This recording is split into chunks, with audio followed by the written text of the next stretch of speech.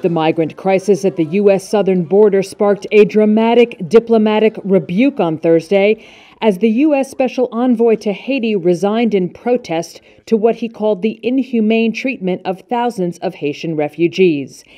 In a blistering letter to U.S. Secretary of State Antony Blinken, diplomat Daniel Foote said, quote, "I will not be associated with the United States' inhumane, counterproductive decision to deport thousands of Haitian refugees and illegal immigrants." Haiti, the poorest nation in the Western Hemisphere, has gone through profound instability in recent weeks, including a presidential assassination, gang violence, and a major earthquake. Foote said the Caribbean nation's collapsed state was unable to support the infusion of returning migrants. Many Haitians at the border see refuge in the U.S. as a way to help those back home. There is a crisis going on in our country.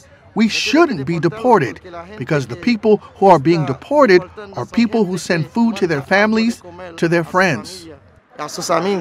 U.S. State Department spokesman Ned Price called Foote's resignation unfortunate and said he has, quote, mischaracterized circumstances.